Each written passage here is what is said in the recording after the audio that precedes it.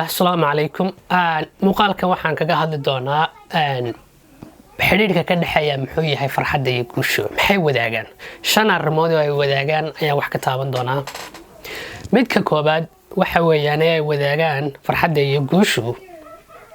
Labaduba waa safar la qaado ama hadaf la xaqiijiyo la gaadho.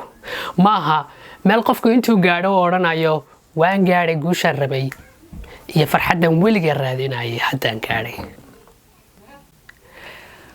Kama hadlayo inay jiraan amba hadda ka warrama meeno farxadda iyo guusha gaaban ee waqtigeedu yar yahay temporary-ga sida qof qalin jabiyay, qof gaadhay uu rabay soo iibsaday, shaqo uu qof helay. Arrimaha noocaas ee temporary-ga kama warramayo. Farxadda iyo guushan ka hadlaya waa kuwa intaa ka xeel dheer. Waa safar qofku uu qaadayo. Safarkaasi wuxuu ka bilaabanayaa qofku markuu jidka safarka helo, jidka uu safarka u marayo oo ah markuu qofku helo shay amba wax uu istaago oo shayga dartii u halgamo. Markaas ayuu qofku helay jidkii guusha. Kolba heer uu gaarsiiyo iyo kolba marxalad uu ka gudbaba. Arrinta labaad ay wadaagaan waxa weeyaan labadaba waxa dhici karta inay jiraan dariiqo qaldan oo loo mari karo. Waciyadu billah. Dariiqa qaldan guusha oo kale waxa dadka qaar isku dayaan mararka qaar in waxay guusha u malaynayaan oo ah wax la taaban karo inay ku gaadhaan dariiq qaldan oo ah xaaraan, dhac, musuqmaasuq, been, khiyaano iyo wax la mid ah. dariiqa qaldan ee ay kala mid tahay iyaduna kana yara duwan farxaddu uu ka duwayay kaasoo waxa laga yaabaa qofku mararka qaar intuu walbahaar iyo wareer iyo stress intuu yara tirsado yara dawaqo dabeetana ka raadiyo farxadda isagoon soogeyn si dadban dhowr arrimood ay ka mid tahay macsi uu qofku dhex galo, maawala xadaafa iyo maandooriyaasha qaarkood si uu qofku u helo raaxo yar oo khayaali ah oo ku ilaabiyo markaa walbahaarkii. taasoo runtii ah arrin diiniyan iyo mooraliyan iyo qiyamta qofka intaba ka hor imanaysa oo khilaafaysa. Ilaahay bay ka magan galay. Arrinta saddexaad waxa weeye farxadda iyo guusha lagama raadiyo labadaba bannaanka. Sida dad kale inaad ka raadiso, ashyaada inaad ka raadiso, iyo waxyaabo la mid ah oo inaad ka raadiso. adigoo marka farxadaada ku xidhaaya ama guushaada ku xidhaaya waxaan u guuleysan waayay heerka u gaari waayay waalidkayga sabab u ahaa, waxa farxadayda iga ciyaaray ninkayga amba xaaskayga, waxa sida ii galeen u guuleysan waayay waa dawladda iyo dalka. idan qofku inuu farxadiisa iyo guushiisa shakhsiga uu had iyo jeer ku xidho dad kale amba ashyaa uu leeyahay haddaan waxa heli lahaa waan farxi lahaa, haddaan waxa gaari lahaa ama meesha gaari lahaa waan guuleysan lahaa. Maya, guusha bannaanka lagama raadiyo. guusha iyo farxaddu waxay ka sameeyeen oo laga raadiyaa waa gudahaaga weeyaan. safarkan gudaha ka socda bannaanka ma aha. waxa ka mid ah qofku siduu u fikirayo,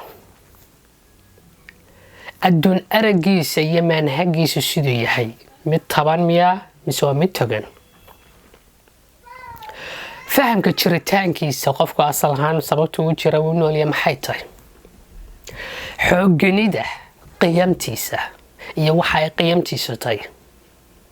waxa ka mid ah hanka qofka iyo heerku hankiisu taagan yahay. arrinta afraad waxa weeyaan labadoodaba waxa qayb ka ah la'aantooda ayaa qayb ka ah. waxaan u kala qaadaynaa, u kala saarana hayn iyo la'aan. waa guul iyo guul darro, farxad iyo farxad la'aan. marka waa mar aad hayso iyo mar aanad haynin amba aad la'adahay.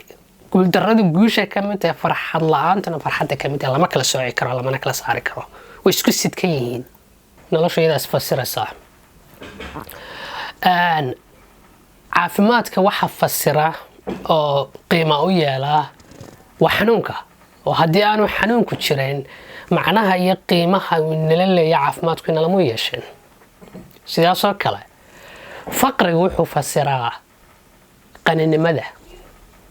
abaartu waxay fasirtaa barwaaqada. gaajadu waxay fasirtaa daraga. colaaddu waxay fasirtaa nabadda. nolosha iyadaa isfasirtaa. su-aashu waxa weeyaan laakiin markaan la-aanta ku suganahay iyo markaan haynta ku suganahay maxaa laiga baahaya mid walba.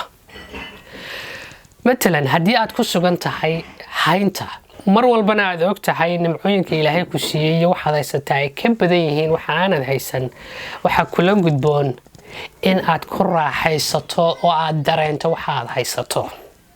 waa inaad dareentood ku raaxaysato waxaad haysato ilaahay ku siiyey.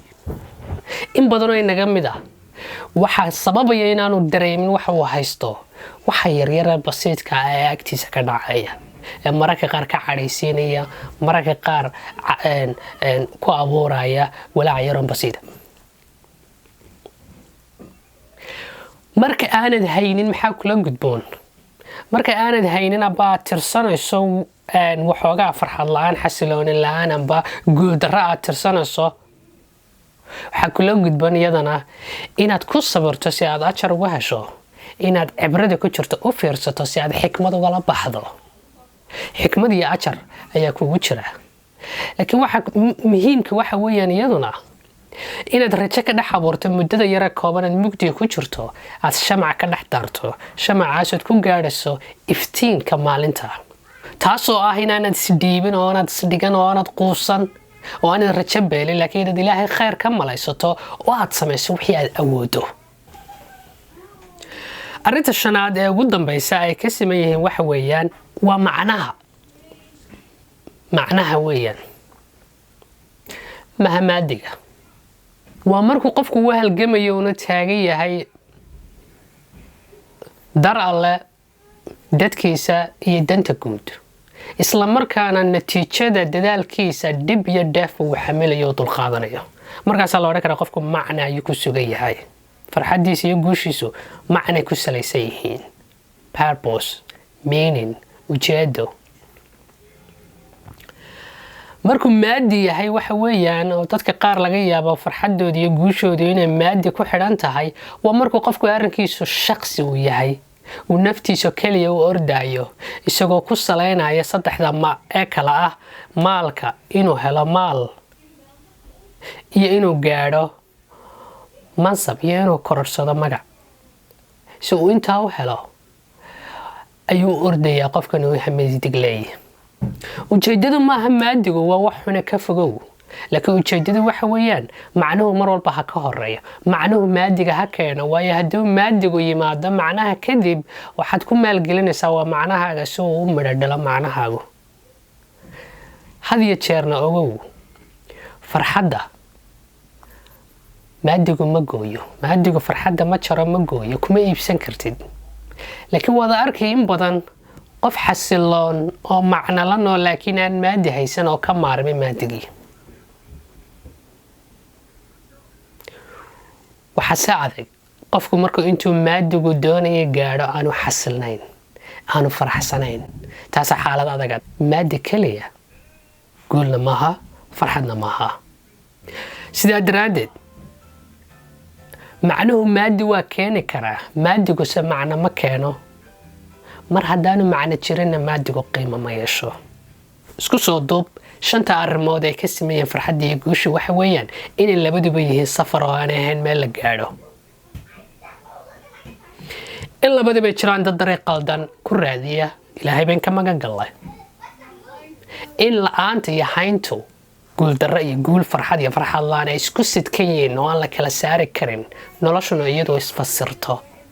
in farxadda iyo guusha laga raadiyo gudaha oo aanay bannaanka ahayn, iyo ugu dambayntii farxadda iyo guusha dhabtii inay yihiin marka uu arrinku macna ku salaysan yahay, aanu maadi qura ku salaysnayn.